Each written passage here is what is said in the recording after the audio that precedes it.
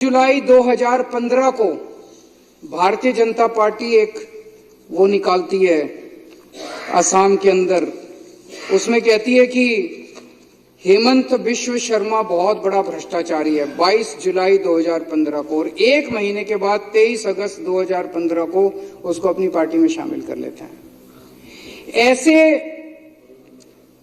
25 नगीने हैं मोदी जी के, हीरे हैं जो चुन चुन के मोदी जी ने दूसरी पार्टियों से इकट्ठे किए हैं। ये मोदी जी के बहुत करीब हैं, चुन चुन के वो दूसरी पार्टियों से लेके आए। उनके ऊपर जितना कचरा था, गंद था, सारा साफ किया मोदी जी ने, सारे केस उनके धोए। अजीत पवार एनसीपी के होते थे, इनके ऊपर इकोनॉमिक ऑफेंसेस विंग का केस था, ईडी का केस था, दोनों केस बंद करवा दिए मोदी जी ने। प्रफुल्ल पटेल एनसीपी के नेता थे, सीबीआई का केस था, ईडी का केस था, दोनों केस बंद करवा दिए मोदी जी ने, अपनी पार्टी में शामिल कर लिया प्रधानमंत्री जी ने। प्रताप सरनायक शिवसेना का नेता था, इस पे ईडी का केस था, ईओडब्ल्यू का केस था, दोनों केस बंद करवा दिए मोदी जी ने, आप इस बीजेपी में शामिल कर लिया। हेमंत बिश्व शर्मा कांग्रेस का नेता था, सीबीआई का केस था, ठंडे बस्ते में डाल दिया, इसको अपनी पार्टी में शामिल कर लिया। हसन मुशर्रफ एनसीपी का नेता था, ईडी का केस था, ठंडे बस्ते में डाल दिया, मोदी जी ने इसको अपनी पार्टी में शामिल कर लिया। भावना गवाली शिवसेना की नेता थी, ईडी का केस था इस पे। यामिनी और यशवंत यादव शिवसेना के नेता थे, ईडी का केस था, इनका केस ठंडे बस्ते में डाल दिया। सीएम रमेश, रविंदर सिंह, संजय सेठ, शुभेंदु अधिकारी, के गीता, शोभन चैटर्जी, छगन भुजबल, कृपा शंकर सिंह, दिगंबर कामत, अशोक चौहान, नवीन जिंदल, तपस रे, अर्चना पाटिल, गीता कोड़े, बाबा सिद्दीकी, ज्योति मिंडा, सुजाना चौधरी,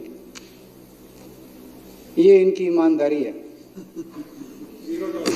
ये जीरो टॉलरेंस है। शर्म नहीं आती, लाल किले के ऊपर खड़े होकर पूरे देश को बेवकूफ बनाते हैं, कहते हैं ईमानदार हैं, भ्रष्टाचार के खिलाफ लड़ाई लड़ रहे। ये 25 नगीने हैं। वो पहले नवरत्न होते थे अकबर के जमाने में, अब ये 25 रत्न हैं प्रधानमंत्री जी के, जिनको मैं आरएसएस के अंदर कई ऐसे लोग हैं, प्रचारक कहते हैं उनको, जिन्होंने अपनी जिंदगी जो है वो आरएसएस को दी है। वो जब घर घर जाते होंगे, क्या कह के वो जनता का सामना करते होंगे कि जिस आदमी को प्रधानमंत्री ने 2 दिन पहले कहा कि 70,000 करोड़ का घोटाला हो गया, सारे बीजेपी वाले आरएसएस वालों ने व्हाट्सएप ग्रुप पे उसको भेजा लोगों को कि 70,000 करोड़ का घोटाला। आज प्रधानमंत्री ने 5 दिन बाद उसको अपने यहाँ शामिल करके उसको उप मुख्यमंत्री बना दिया। क्या शक्ल दिखाते हैं ये लोग। मैं पूछना चाहता हूं सारे आरएसएस के कार्यकर्ताओं से, मैं पूछना चाहता हूं सारे बीजेपी के नेताओं से कि कैसे आप लोग अपनी गली, अपने मोहल्ले के अंदर जाते हो। और मैं आरएसएस वालों के ऊपर ज्यादा दया आती है, उन्होंने कईयों ने अपनी जिंदगी आरएसएस के लिए दे दी और अब उनका एक ही, उनको अब टिकट नहीं मिलती। कांग्रेस वालों को इसको उसको लाला के टिकटें देते हैं, उनका काम दरी बिछाने का रह गया बस। कभी कांग्रेसियों के लिए दरी बिछाते हैं, कभी एनसीपी वालों के लिए दरी बिछाते हैं, कभी शिवसेना वालों के लिए दरी बिछाते हैं। आरएसएस के कार्यकर्ताओं का काम अब केवल दरी बिछाने का रह गया। कभी इस नेता के लिए दरी, उनको टिकटें मिलती नहीं मिलती उनको। इसके अलावा इन्होंने कई सरकारों की चोरियां की, टॉपल किया, सरकारों को उखाड़ के फेंका।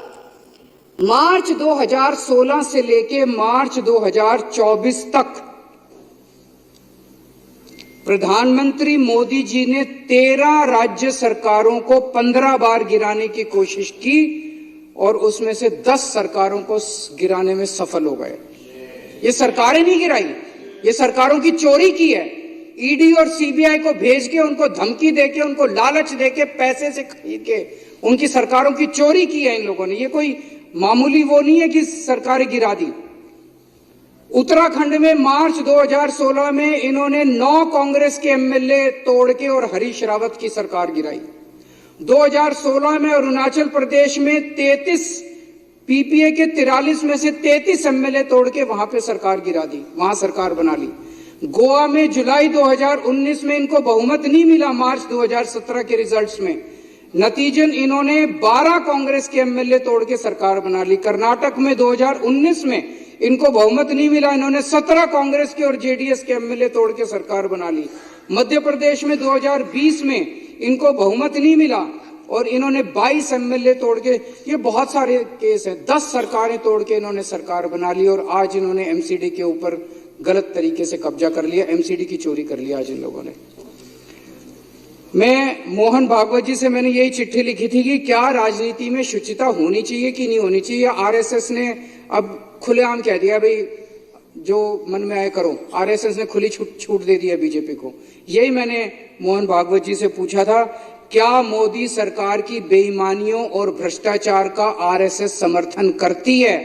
अगर नहीं करती है तो मोहन भागवत जी की जिम्मेदारी बनती है कि खुले शब्दों में, सख्त शब्दों के अंदर पूरे देश के सामने वो ये कहें कि मोदी जी जो सरकार चला रहे हैं वो सरकार बेईमान है, वो सरकार भ्रष्टाचारी है और वो इसका समर्थन नहीं करते।